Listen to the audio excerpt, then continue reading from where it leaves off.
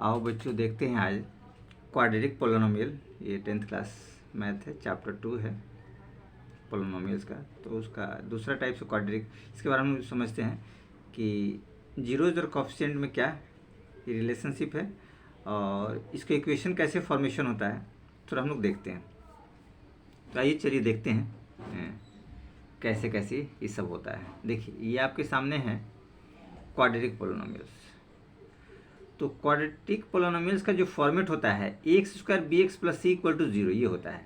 तो ये आप लोग ध्यान रखेंगे, थोड़ा सा याद रखेंगे, ठीक है ना। इस फॉर्मेट में होता है, उसका पावर 2 होता है। पहचानने का सबसे आसान तरीका होता है कि इसका पावर 2 होता है और क्यूबिक में पावर 3 होता है, ध्यान रखिए। और लीनियर की बात करेंगे तो उसमें पावर 1 होता है, ये ध्यान रखिएगा, ठीक है। जितने पावर होते हैं उतने ही नंबर ऑफ जीरोज होते हैं, ये आप लोग ध्यान रखिएगा।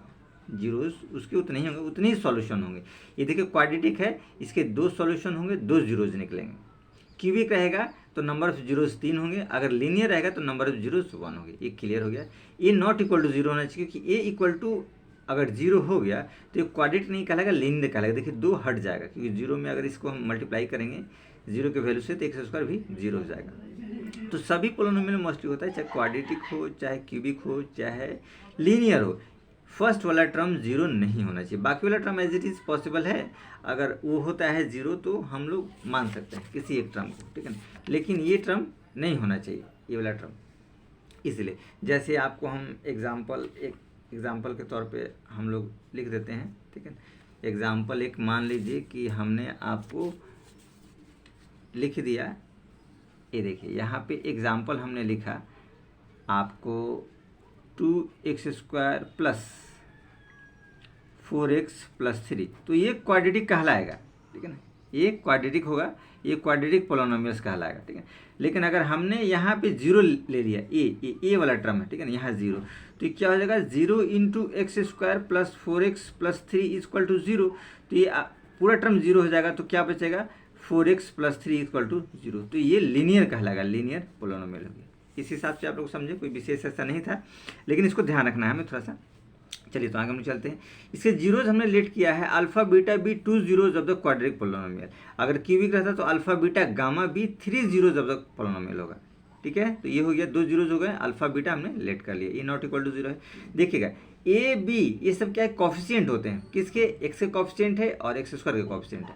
और A B C real number होता है। कॉफिशिएंट जो होते हैं सब रियल नंबर होते हैं, इसको भी ध्यान आप रखिएगा। सम ऑफ जीरोज की बात करते हैं। देखिए सम ऑफ जीरोज क्या होता है, अल्फा + बीटा। जीरोज को हमने सम कर दिया, तो देखिए -b/a, ये -b/a होगा। -b क्या है, देखिए x का कॉफिशिएंट है, वही लिखा कॉफिशिएंट ऑफ x। और a क्या है, coefficient of x², coefficient of x²। तो ये रहा सम ऑफ जीरोज, ये रिलेशन रहा। अब प्रोडक्ट की बात करते हैं, तो प्रोडक्ट किसका, जीरोज का प्रोडक्ट तो अल्फा × बीटा हो गया। तो देखिए c/a होता है इसका फॉर्मूला। तो c क्या होता है, कांस्टेंट टर्म होता है। यहाँ देखिए c क्या है, कांस्टेंट टर्म है। और a क्या है, कॉफिशिएंट ऑफ x² का कॉफिशिएंट है। तो इस तरीके से प्रोडक्ट हम लोगों ने देखा। अब इसका थोड़ा सा इक्वेशन फॉर्मेशन में हम लोग देखते हैं। तो पहले हम लोग इसके फॉर्मेट में हम लोग चलेंगे, ax² + bx + c = 0। ये हमारे पास इसका फॉर्मेट होता है। अगर इन सब फॉर्मेट को हम a से डिवाइड कर दें, देखिए लिख देंगे divide both sides by a से हमने डिवाइड कर दिया। तो क्या रिजल्ट है, देखिए ax² / a + bx/a + c/a = 0/a।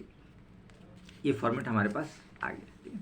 अब देखिए जब ये फॉर्मेट आ गया तो देखिए क्या, ये तो कैंसिल हो जाएगा। तो यहाँ हम लोग लिख सकते हैं x² और प्लस b/a x और प्लस c/a = 0, 0/a 0। अब देखिए इसी को थोड़ा सा हम लोग इस रूप में एडजस्ट कर देते हैं। x² एज इट इज लिखिए, देखिए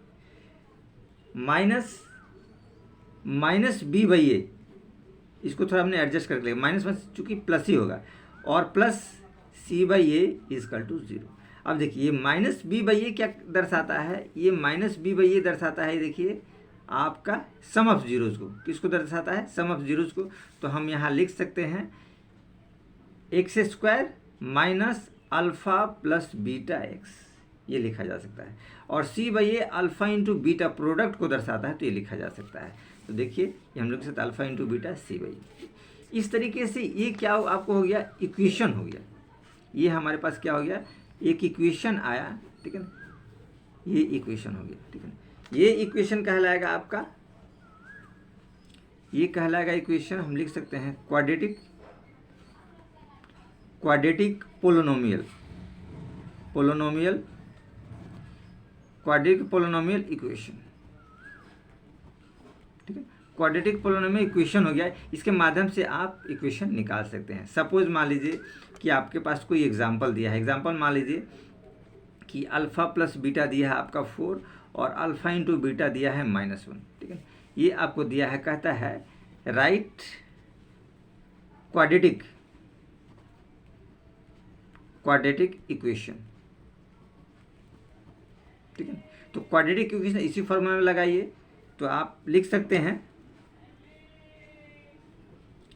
बाय यूजिंग, आप लिखिए by using quadratic equation formula, आप चाहे तो लिख सकते हैं x² minus alpha plus beta x और plus alpha into beta is equal to 0। x² alpha plus beta देखिए 4 दिया है तो 4x और प्लस अल्फ़ा इंटू -1 तो प्लस -1 इजकल टू 0। तो हम लोग कर सकते हैं x² माइनस 4x और -1 इजकल टू 0, ठीक। तो ये आपका आ गया, यही होगा क्वाड्रेटिक इक्वेशन, ये आपको क्वाड्रेटिक पोलिनोमियल इक्वेशन आ गया, ठीक है ना। तो इस हिसाब से हम लोगों ने देखा कि इसको आसानी से हम लोग निकाल सकते हैं, ठीक है। कुछ विशेष ऐसा नहीं है कि बहुत ज़्यादा पेचीदा हो, ठीक है। तो ये हम लोग का रहा कि कैसे हम लोग क्वाड्रेटिक पोलिनोमियल इक्वेशन को फाइंड आउट करते हैं और थोड़ा उसके जीरोज कोएफिशिएंट के बारे में थोड़ा रिलेशन भी हम लोग जान लिए। चलिए तो हम लोग चलते हैं फिर नेक्स्ट वीडियो की तरफ।